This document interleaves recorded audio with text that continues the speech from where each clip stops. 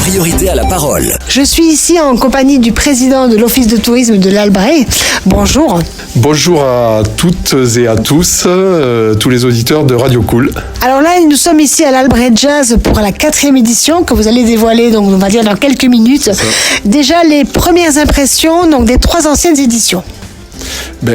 On est parti de zéro, il faut le dire, et donc on a chaque année, on est devenu un peu moins petit parce que je ne veux pas qu'on devienne grand, parce que je veux qu'on garde la maîtrise, que le festival soit un festival maîtrisé et qualitatif. Donc on ne veut pas faire du quantitatif, on veut rester sur du qualitatif, mais au sens populaire du terme, c'est-à-dire intéresser le territoire, le public, les entreprises locales, qu'ils aient plaisir à se retrouver. Et le succès populaire grandissant nous donne raison, et on va continuer. Quand vous allez avoir la programmation, vous comprendrez mieux ce que je veux dire. Inscrite dans le territoire, de plus en plus. Inscrite dans le territoire, ça veut dire plusieurs choses.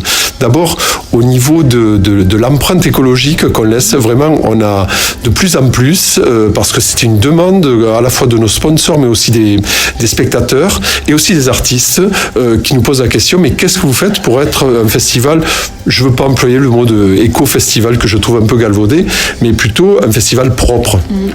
Donc nous trions nos déchets, nous organisons des points de collecte de manière à ce que les festivaliers puissent sans aucun problème et que ce ne soit pas une contrainte, trier aussi leurs déchets, et ça fonctionne parfaitement.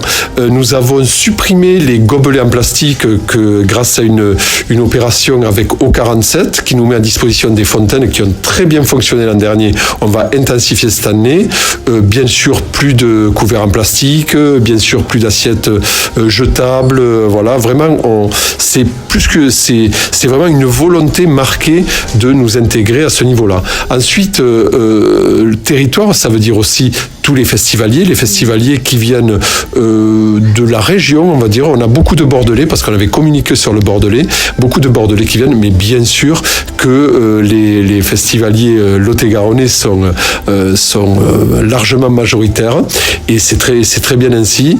Et ancré dans le territoire, ça veut dire intéresser le plus grand nombre pour qu'on ait vraiment notre but, c'est aussi de démocratiser et de démystifier le jazz, qui n'est pas une musique élitiste, qui peut être une musique très populaire, et vous allez voir ce qu'on va faire. Mais ça a été vraiment le fil rouge, le fil conducteur de notre credo depuis le début. C'est vraiment être accessible, être sympa, et ça fonctionne.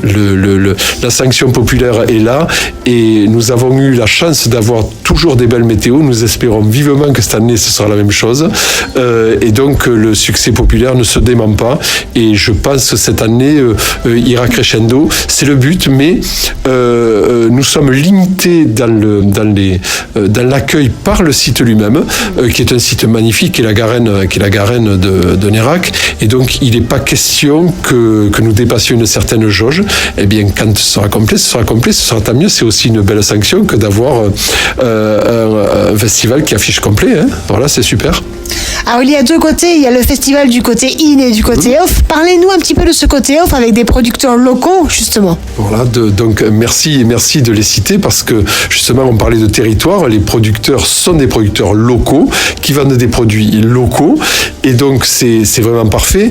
On a mis une entrée à 5 € pour, justement, je ne veux pas employer le mot sélectionner parce que c'est excessif, mais filtrer un petit peu, c'est-à-dire viennent des gens qui ont envie de venir, et j'ai jamais entendu dire quelqu'un, je regrette mes 5 € parce qu'il y a une telle qualité au niveau du plateau qui est proposé que vraiment c'est donné. Cette année, en 2023, nous avons installé un parquet de danse pour danser, un dance floor comme on dirait, et qu'on va remettre bien entendu. Ça a connu un vif succès, et donc on va continuer, et c'est vraiment pour reprendre les mots qui ont été utilisés il y a quelques minutes, c'est vraiment un festival gascon dans le bon sens du terme. On a plaisir à se retrouver. C'est cette ambiance de marché de l'été qu'on est arrivé à recréer, et qui, dans les premiers jours de septembre, alors que les marchés sont déjà terminés, on prolonge un peu la saison. C'est exactement le but que nous nous sommes donné. On aime écouter Cool Direct. On aime l'air du Sud.